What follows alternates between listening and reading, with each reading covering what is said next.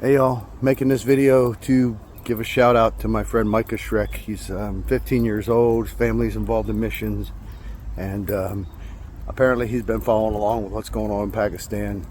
God put it on his heart to take his love of bull riding and turn it into ministry.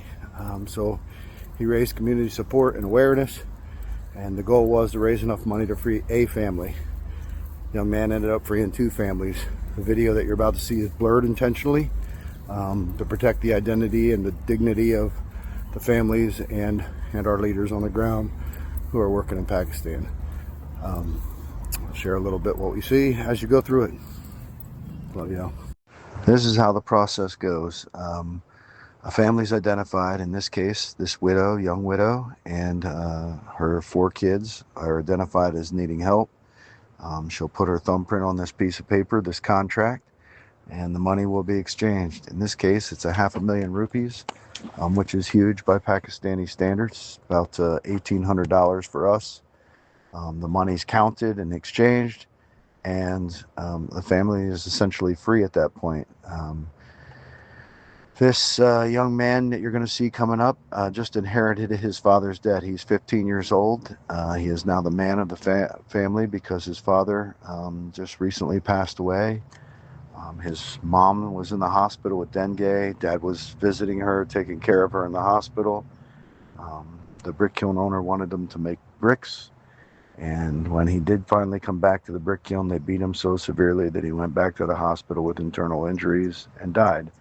So now it's up to this 15-year-old young man and his mom and his three siblings, young siblings, to make enough bricks, which is nearly impossible.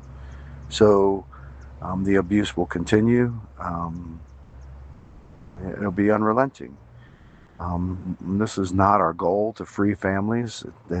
Our goal is to make disciples, but how do you ignore a young mother with four children, a 15-year-old young man who just got saddled with his father's debt? How do you ignore that? How do you not free them? Thankfully, Micah has been watching the mission thing and has done his thing and freed this family. So it's pretty awesome to see a 15-year-old do this.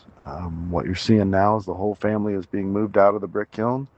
Their possessions are loaded onto this three-wheeled rickshaw, motorcycle / truck thing.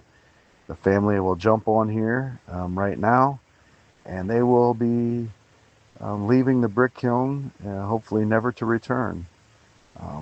They'll go from here to a village where several families have been released and moved to. This is their new home. You'll see Mom sheepishly look around the corner as she sees where she's going to be living for the first time, and the rent is paid for a month. They'll get all their belongings loaded into this place, and they'll get moved in, and they'll be able to start a new life.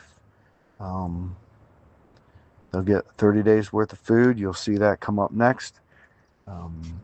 That will get them started. Mom will get a job working as a maid in somebody's home, and her 15-year-old son, will likely get a job in a factory, and then they will hopefully be able to make ends meet, unlike what they were able to do at the brick kiln with such a large debt and the interest that they had to pay.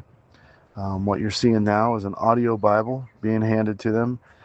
This is one of the things we're huge on because the vast majority of Christians in Pakistan cannot read, only about 1/3.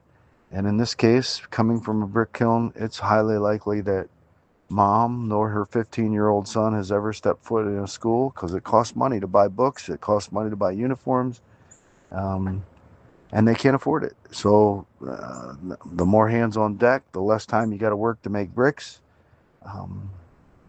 In this case, they're done making bricks. They have a chance at a future.